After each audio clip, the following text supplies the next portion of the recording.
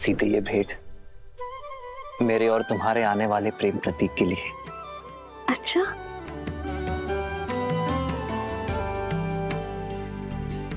संसार में आने से पहले ही इसने आपका प्रेम भी बांट लिया।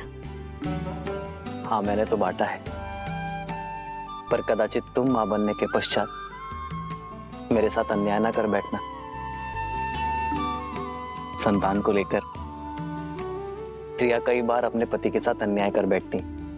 वो तो है। आइए देखते हैं कि आप इसके लिए क्या लाए हैं।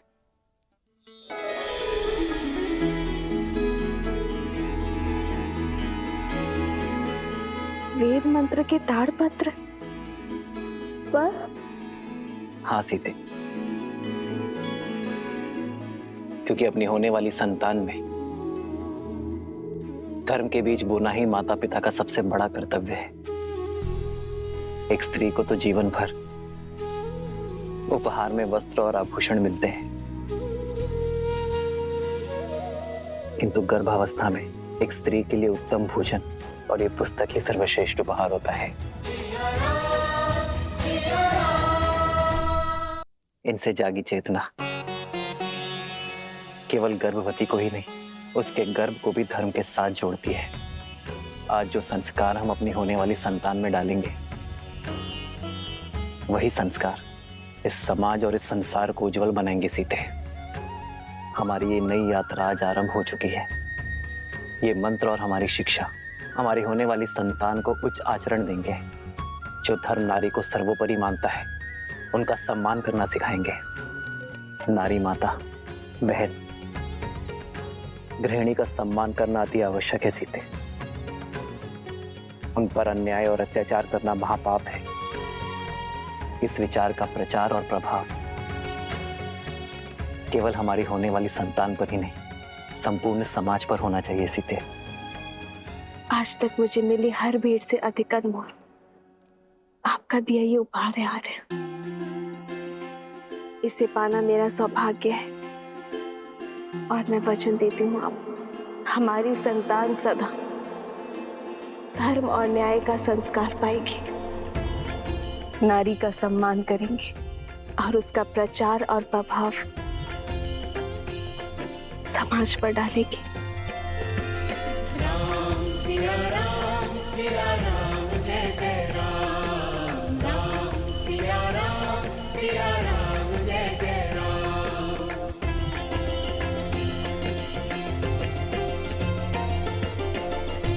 सीते, मेरे इस उपहार के बदले क्या तुम मुझे एक उपहार दोगी? कल जो प्रश्न तुम मुझसे पूछना चाहती थी, क्या उसका उत्तर सुन पाओगी? समय का खेल तो देखो सीते, जब माता ने हर क्षण मुझे तुम्हारे साथ रहने का आदेश दिया है, तभी मुझे तुम्हें छोड़कर जाना होगा। आप कहाँ जा रहे हैं आर्य? एक राजा का कर्तव्य निभाने हैं,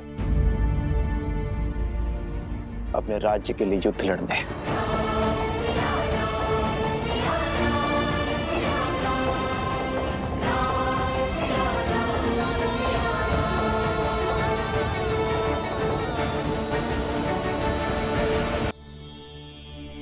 सीते, रावण के मामा भास्कर ने अयोध्या पर आक्रमण कर दिया है। अपनी प्रजा की रक्षा के लिए मुझे अस्त्र उठाना होगा। जिसके पास धर्म और न्याय की ढाल हो, उसे अधर्म का कोई वार नहीं हरा सकता। मुझे विश्वास है कि विजय आपकी ही होगी आर्य। और रही बात हमारे साथ की, तो माता पिता का कर्तव्य संतान को भविष्य के लिए सच करना भी तो है ना। इसे धर्म और न्याय के जीते जागते उदाहरण से आपसे सीखना होगा कि ये राजा रामचंद्र का पुत्र है।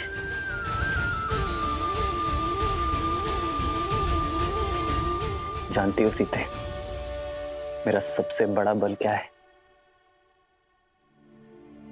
तुम्हारा विश्वास। राम सिया राम सिया राम सिया राम, राम सिया राम सिया राम।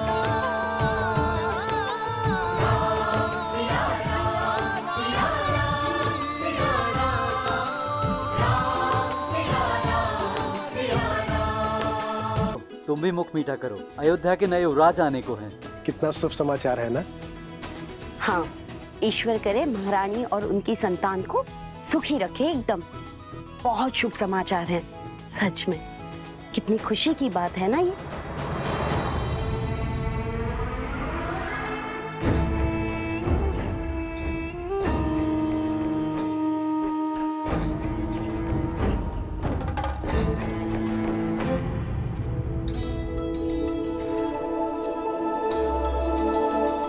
लीजिए भैया, आप भी लड्डू खाइए। हमारे राजमहल में लल्ला आने वाले हैं, प्रभु श्री राम के उत्तराधिकारी आने वाले हैं। खाओ खाओ।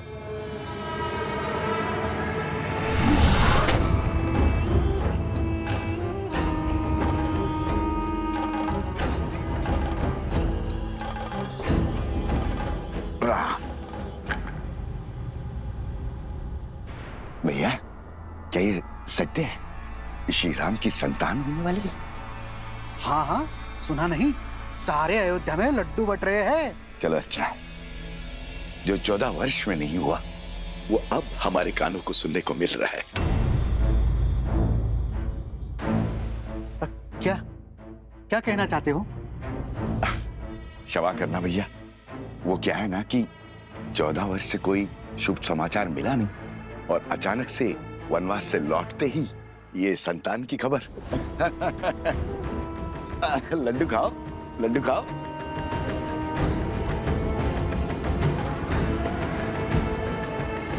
किसने अयोध्या की गरिमा पर इतना बड़ा घोर लांछन लगाया है?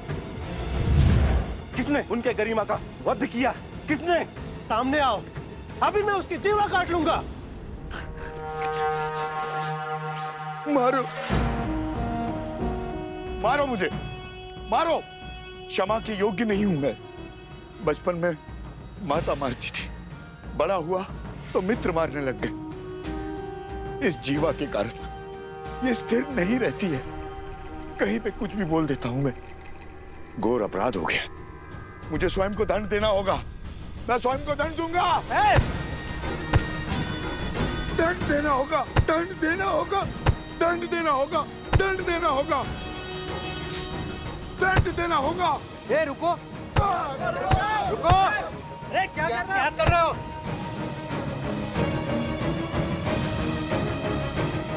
श्री राम और अयोध्या से प्रेम ही इतना है, सुख के समय पे भी तर्क खोजने लग गया। जो बात मेरे दिल को कचोटती है, क्या वो आप सबको व्याकुल नहीं करती? हमने श्री राम की तरह वनवास के दुख नहीं भोगे। हमने तो महारानी सीता की तरह 6 महीने उस दुष्ट रावण की लंका में रहने का दंश नहीं भोगा। सोचिए, विचार कीजिए, क्या क्या हुआ होगा उस 6 मास में। क्या क्या बीती होगी महारानी सीता पर। क्या ये विचार आपको व्याकुल नहीं करता? अपनी व्याकुलता हमें नहीं, श्री राम को बताना, वही निर्णय लेंगे। चलो मित्रों। अरे रुको, रुको, कहां जा रहे हो? मैं स्वयं लज्जित हूं। अब तुम जाकर ये प्रश्न श्री राम से पूछकर उन्हें लज्जित करोगे? वो श्री राम जिन्होंने अयोध्या को मान दिया, सम्मान दिया, उन्हें लज्जित करोगे? क्या उत्तर देंगे? उनका तो स्वयं संबंध है इस घटना से। देवी सीता के लिए रावण का वध किया है श्री राम ने।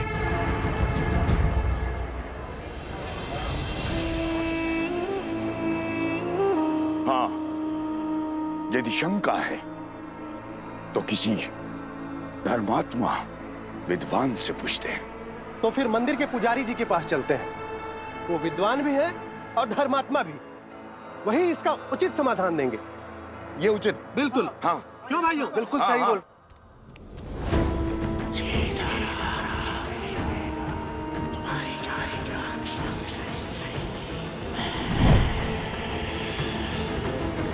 वनवास का वास्तविक अर्थ है अपने नगर से, अपने घर से, अपने सुखों से, गृहस्थ कर्म से पूर्ण संन्यास, यानी ब्रह्मचर्य।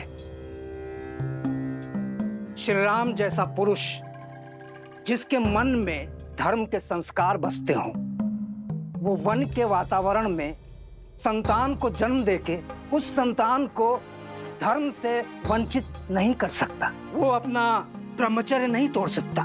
इसीलिए 14 वर्षों में कोई संतान नहीं हुई। उचित कहा पुजारी जी। हमारा संदेह मिटाने के लिए धन्यवाद पुजारी जी। चलो भाइयों। रुको। वाह पुजारी जी वाह, धर्म की बात तो कर ली, अब सत्य पे आइए पुजारी जी। क्या है सत्य का आधार? विश्वास से कल्पना होती है, सत्य को प्रमाण चाहिए। बोलिए, है कोई प्रमाण?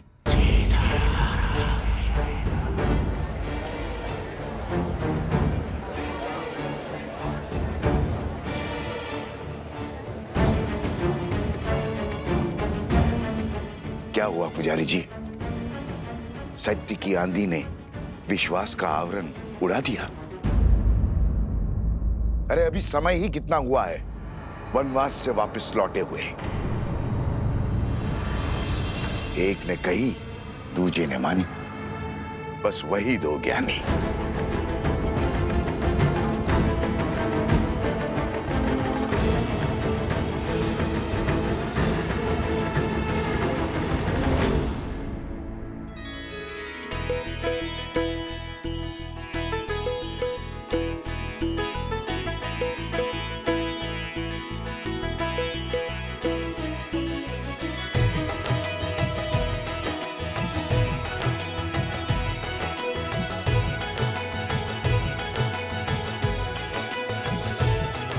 हनुमान,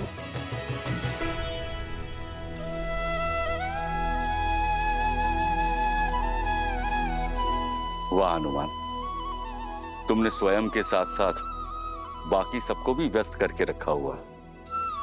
प्रभु श्री राम युद्ध के लिए प्रस्थान करेंगे अब। अच्छा है महाराज, मेरा तो बैठे बैठे ये शरीर ही अकड़ गया था। परंतु हनुमान, इस युद्ध में वानर सेना भाग नहीं ले सकती, ये स्वयं श्री राम ने कहा है। आप निश्चिंत रहिए महाराज, मेरे होते वानर वीरों की कमी खलेगी नहीं प्रभु को। हनुमान, तुम समझ नहीं रहे हो। महाराज, मैं तो सब समझ रहा हूँ। बंधन में तो वानर सेना है, प्रभु राम का ये सेवक हनुमान नहीं।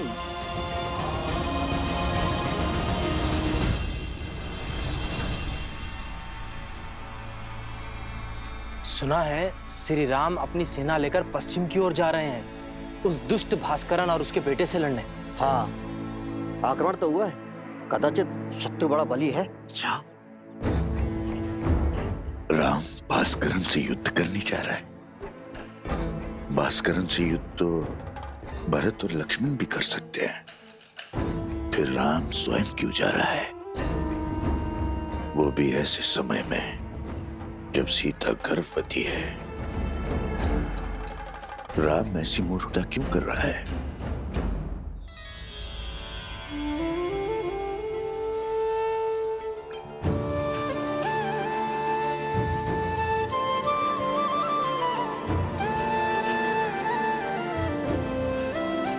बैठो सीता, देखो हमने अपने हाथों से तुम्हारे लिए भोजन बनाया है, खाओ। इतना सब कहाँ? अब तुम एक नहीं दो हो। तुम्हें हमारे आने वाले पौत्र के विषय में भी तो सोचना है। होने वाले शिशु के लिए पोषण अति आवश्यक है। ग्रहण करो।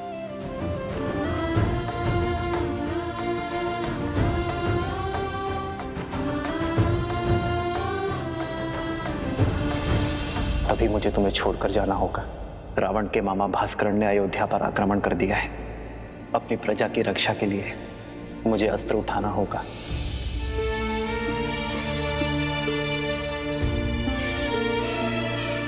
देखने भर से पेट नहीं भरेगा पुत्री। माता, मेरा कुछ खाने का मन नहीं।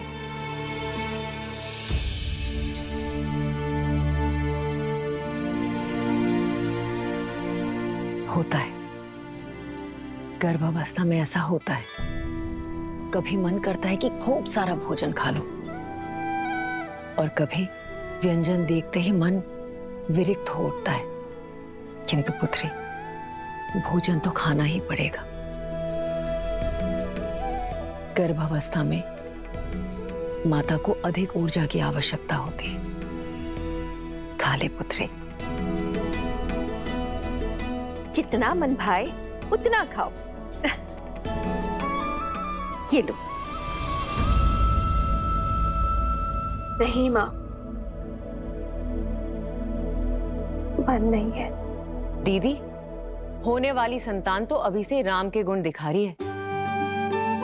स्मरण है आपको, जब राम छोटा था तो कितनी हट किया करता था। ये भोजन खाना है, वो व्यंजन नहीं करना। रात्रि में उठ उठकर मुझसे व्यंजन बनवाया करता था, और मैं रात्रि में उठ उठकर उसके लिए राजभोग बनाया करती थी। स्मरण है दीदी? हाँ, याद है।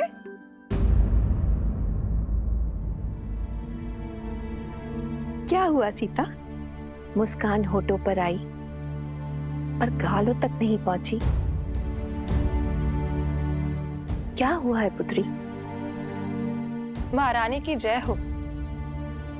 महाराज युद्ध के लिए प्रस्थान करने के लिए सच है।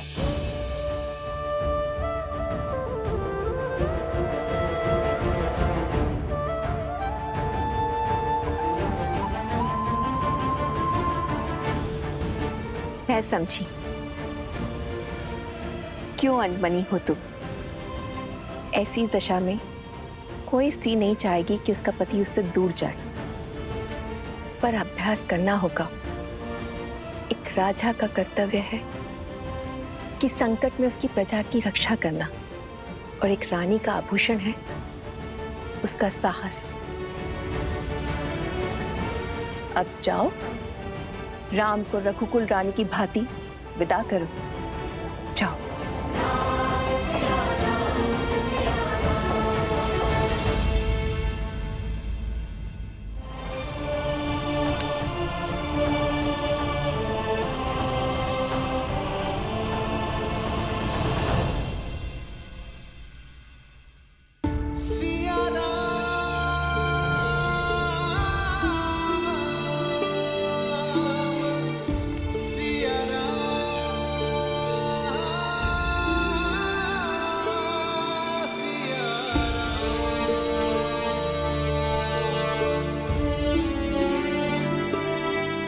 कल जिस विश्वास से मेरे विजय की घोषणा की थी, आज उस मुख पर इतनी चिंता क्यों सीते?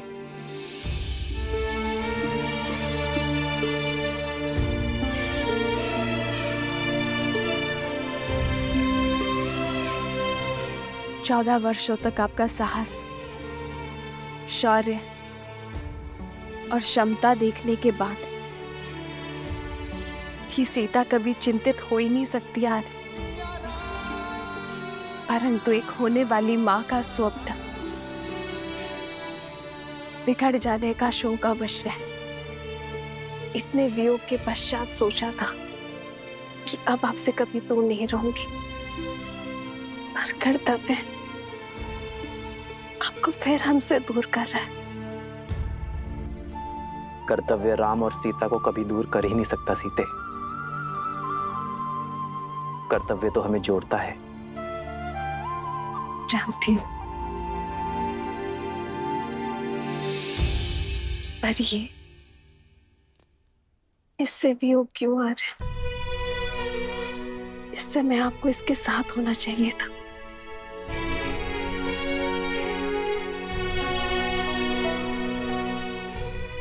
सत्य कहते हैं सब।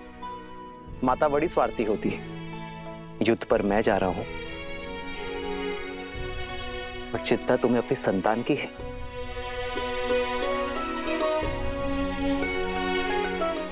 वैद्य कहते हैं सीते, इस संतान गर्भ से ही अपने माता पिता के भाव अनुभव करती है। तो ये वियोग हमारी संतान को और प्रबल बनाएगा। कर्तव्य की पुकार का पालन करने की सीख उसे गर्व से ही मिल जाएगी। और मैं जानता हूं कि मेरी सीता इस वियोग को सुख सहयोग बना ही देगी। हमारे प्रेम और वनवास की कहानियां सुनाने का समय मिलेगा ना तुम्हें? तुम मेरी शक्ति हो सीते, मेरी ढाल हो इस धर्म युद्ध में। मुझे अपनी धर्म पत्नी के साथ की आवश्यकता है।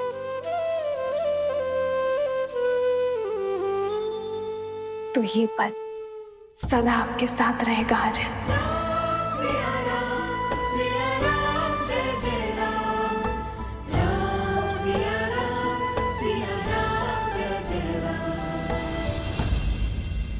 एक बात और, आप इस युद्ध में किसी को भी भेज सकते थे, पर आपने स्वयं नेतृत्व करना चुना। कुछ कारण बड़ा ही होगा, पर मैं नहीं जानती। पर कामना करूंगी कि आप मंतव्य में सफल हो। खड़ग की धार ये पथ मर्यादा पर चलते जग हित रघुनंदन। मेरे लिए विजय होकर लौटना आ रहा है।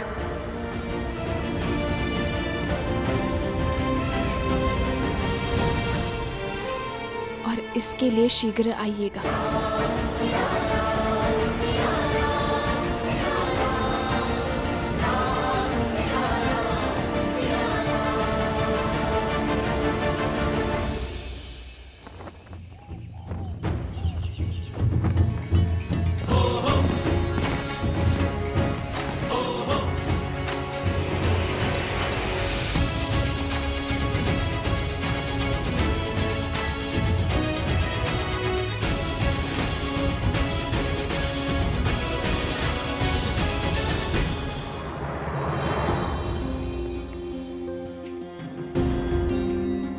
स्वस्ति राम, विजय भव लक्ष्मण। होई सोई जो राम रचि राखा,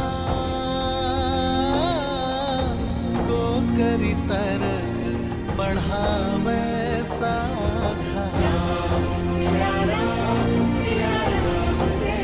आपका तेज सूर्य सा दमके।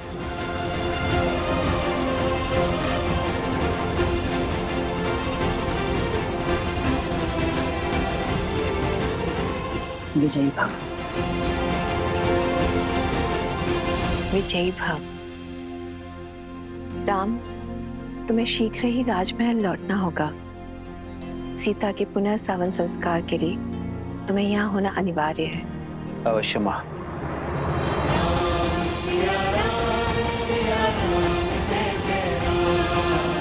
आओ लक्ष्मण।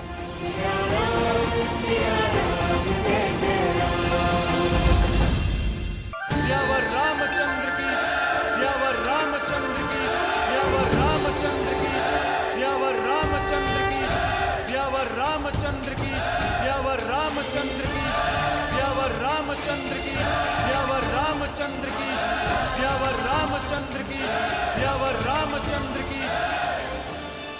मेरे अयोध्या के वीरों, कर्तव्य ने पुकारा है। जब पड़ोस में अग्नि लगे तो व्यक्ति ये सोचकर नहीं बैठता कि उसका घर सुरक्षित है। वो अग्नि को बुझाता है क्योंकि वो जानता है कि अग्नि का स्वभाव है फैलना। मुझे मेरे वीरों पर पूरा विश्वास है। भय के लिए भयंकर हैं। हम सब आपके रुद्र हैं।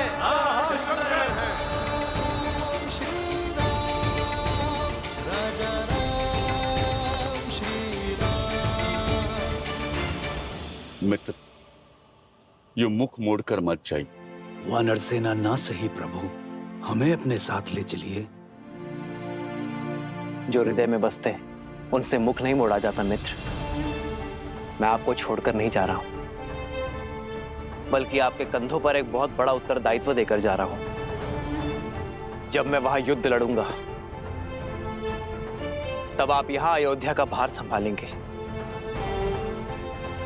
और जब आपके प्रस्थान करने का समय आ जाएगा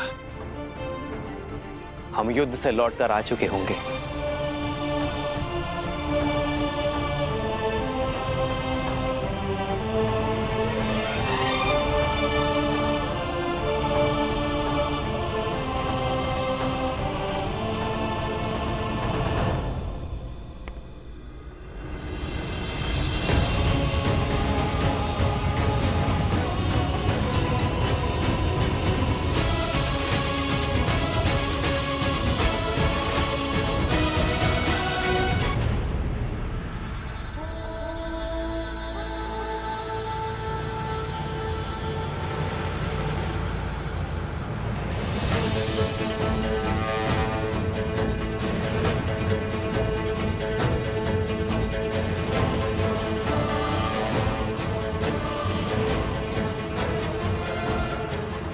क्या हुआ भैया?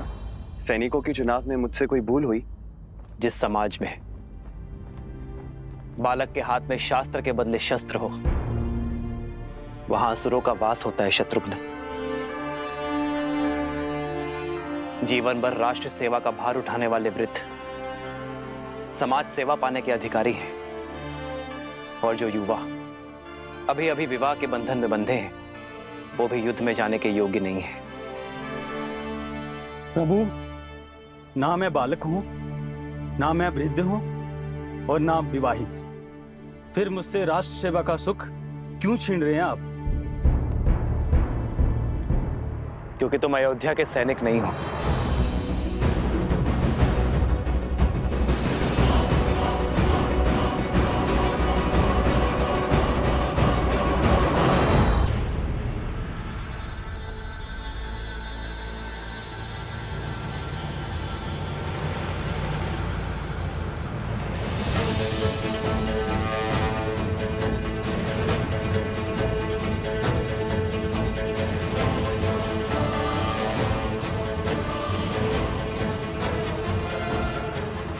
क्या हुआ भैया? सैनिकों के चुनाव में मुझसे कोई भूल हुई?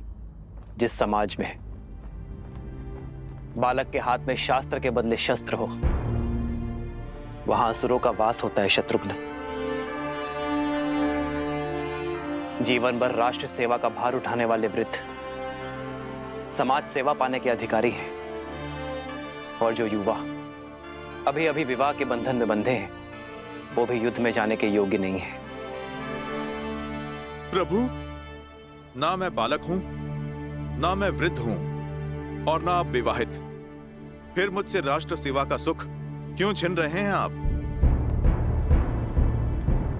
क्योंकि तुम अयोध्या के सैनिक नहीं हो।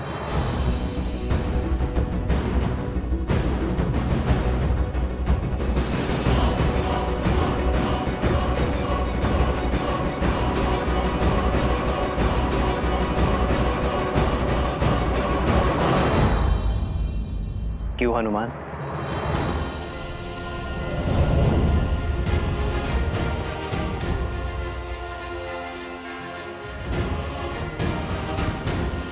प्रभु, प्रभु, प्रभु, मैं अयोध्या का सैनिक नहीं हूं, इसलिए आप मुझे छोड़ के जा रहे हैं। फिर आपने लक्ष्मण भैया को साथ जाने का अवसर क्यों दिया? क्योंकि लक्ष्मण अयोध्या का राजपुत्र है हनुमान, और राज्य सेवक भी। उसका कर्तव्य उसे इस युद्ध के योग्य बनाता है। मेरे वानर वीर तो यहाँ अतिथि हैं। लक्ष्मण भैया राज सेवक हैं, तो जा सकते हैं, और मैं तो स्वयं राजा राम का सेवक हूं प्रभु, उसका क्या?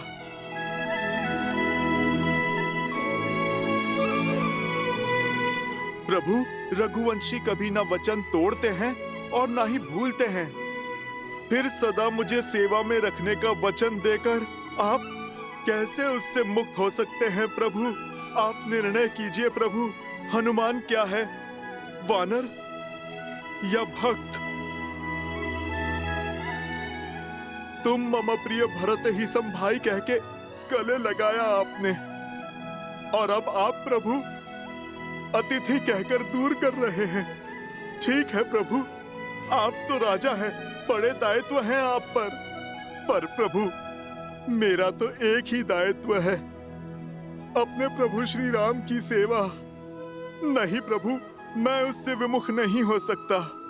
प्रभु, मैं आपके बिना जी नहीं पाऊंगा, नहीं जी पाऊंगा आपके बिना प्रभु। प्रभु, प्रभु आप मान जाइए ना। प्रभु आप ले चलिए ना मुझे अपने साथ। प्रभु, प्रभु आप मान जाइए प्रभु, ले चलिए ना मुझे अपने साथ प्रभु। हनुमान उठो।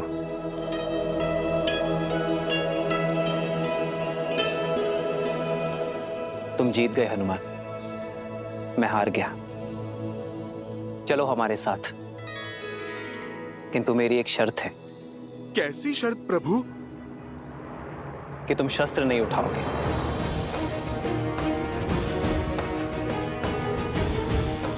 तुम्हारी हट मेरे साथ चलने की थी, वो पूरी हुई, किंतु युद्ध में चाहे जैसी भी स्थिति हो,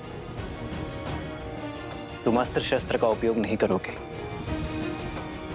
स्वीकार है प्रभु, स्वीकार है।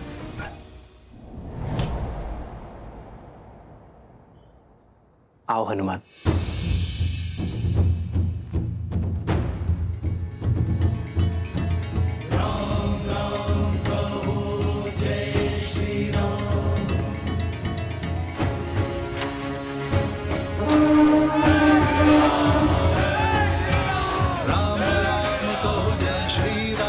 दशरथ नंदन राजा राम, राम नाम भजते हनुमान, अवध बिहारी राजा राम।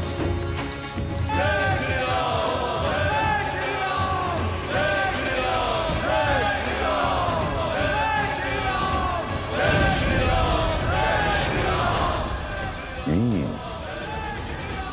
राम सत्य में युद्ध पर स्वयं जा रहा है। जय श्री राम।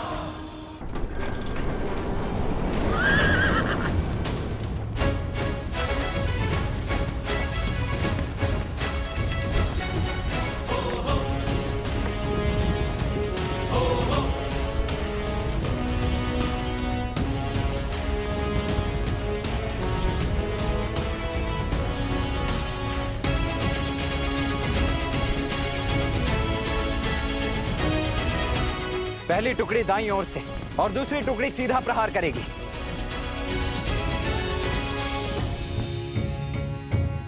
सारथी रोको।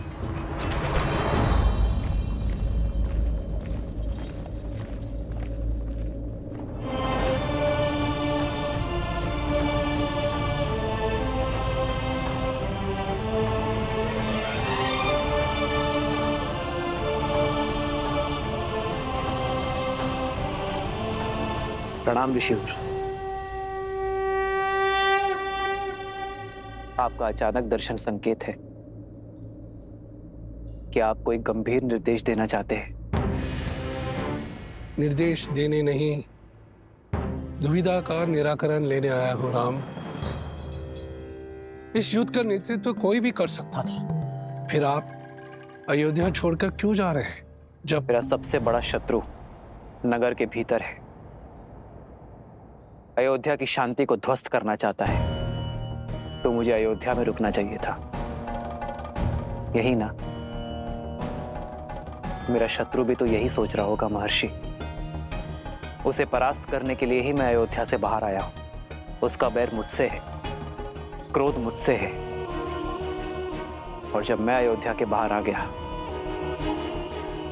तो वो भी मेरे पीछे अवश्य आएगा। मैं भास्करण से युद्ध करने जा रहा हूं महर्षि। युद्ध में भले ही भास्करण से करने निकला हूं, किंतु भास्करण और संहार दमन केवल मेरे लिए माध्यम है। सहस्त्र रावण भास्करण का भाई है महर्षि। भास्करण को कष्ट में देखकर उसे भी कष्ट अवश्य होगा। उसका कष्ट सहस्त्र रावण को अवश्य खींच लाएगा। आपके शौर्य पर संदेह नहीं है श्री राम।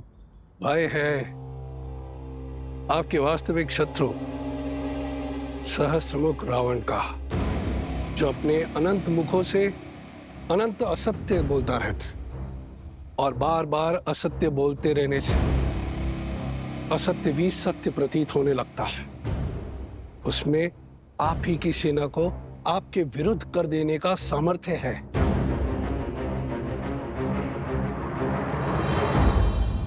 इसीलिए तो सहस्त्र रावण को अयोध्या से दूर खींच लाऊंगा मैं।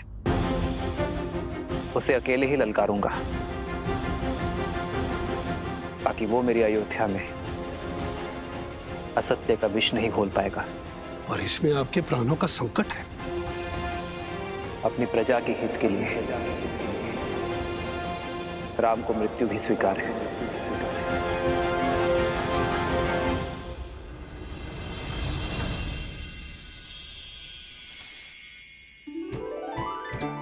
स्मरण है दीदी, माता स्वयं अपने हाथों से तिलकूट बनाया करती थी। और हम रसोई घर की ओर देखा करते थे कि कब तिलकुट बनकर तैयार हो जाएगा, पर सूर्य देव को अर्पण किए बिना हमें तिलकुट मिलता ही नहीं था, है ना सीता दीदी?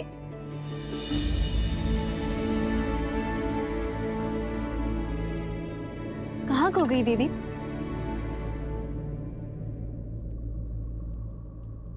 श्री राम की चिंता में हूँ। मैं जानती हूँ कि लक्ष्मण भैया और हनुमान उनके साथ हैं, किंतु मन है कि मानने को सजी नहीं है। दीदी, ये शुभ दिन हर अशुभ विचार नष्ट कर देगा। आज मकर संक्रांति है। उत्तरायण के दिन सूर्यदेव उत्तर की यात्रा को प्रारंभ करते हैं। पवन ऊर्जा चरम पे होगी। देखिएगा, श्री राम की विजय अवश्य होगी। दीदी, चिंता छोड़ दीजिए और चलिए हम चलकर सूर्य देव से प्रार्थना करते हैं, सब शुभ होगा। आइए।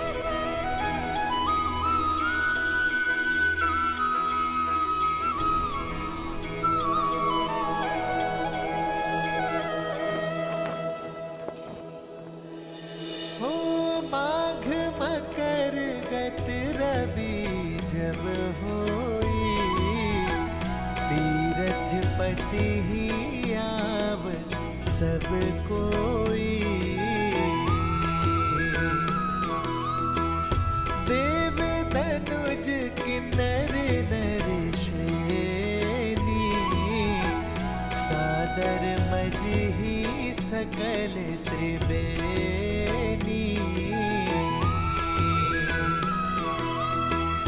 पूजहि माधव पर जल जाता, परसिहि अक्षय बटु हर्षहि गाता। हे सूर्यदेव, मेरे श्री राम को युद्ध में विजय देना। शीघ्र अति शीघ्र लौटकर उन्हें परिवार और राज्य की सेवा करने का अवसर दीजिएगा। सुना नहीं क्या क्या बातें हो रही है नगर में? कैसी बातें? लोग आजकल कानाफूसी कर रहे हैं राजा राम और माता सीता के विषय में। हाँ, मेरे पति ने भी मुझे राजमहल की सेवा छोड़ने के लिए निर्देश दे दिया है। क्यों? ऐसा क्या हुआ? क्या बातें कर रहे हैं आप लोग? बोलो, क्या बोल रही थी तुम? जी, वो मेरे पति दूसरी पत्नी लाना चाहते हैं, और जब मैंने विरोध किया और श्री राम के एक पत्नी व्रत होने पर दुहाई दी, तब उन्होंने क्रोधित होकर कहा कि राजाओं का क्या, वैसे भी श्री राम के प्रेम के आगे उनको कुछ गलत नहीं लगता। वो तो कुछ भी नीति बना सकते हैं। उनको कौन है कहने वाला? सामर्थ्य को दोष और स्वर्ण को दाग नहीं लगता। पर हमें राजाओं की चाल पर नहीं चलना, और कहा कि महल के वातावरण से मेरा मन दूषित हो जाएगा। कैसा दाग और किस पर लगा है? वो तो नहीं बताया। आने दो श्री राम जी को। जब ये प्रश्न राजसभा में सबके सामने पूछा जाएगा, तब हर रहस्य से आवरण हटाना ही पड़ेगा। मांडवी, शुल्कीर्ति,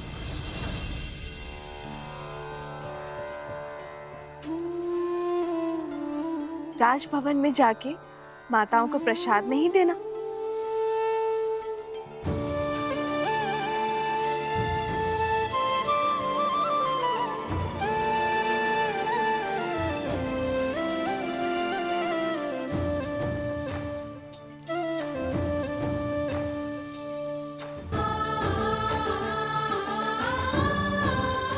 कितनी शुद्ध और सरल है देवी सीता। इनके बारे में कोई इतना ओछा कैसे बोल सकता है? दीदी, किसी दासी का पति राजमहल के वातावरण के बारे में आपत्तिजनक बातें फैला रहा है। राजा और रानी के विषय में शंका पनपना उचित नहीं है। समस्या फैल सकती है दीदी। राम राज्य में अराजकता कभी नहीं आएगी मांडवी। श्री राम आते ही कोई ना कोई हल अवश्य निकाल देंगे।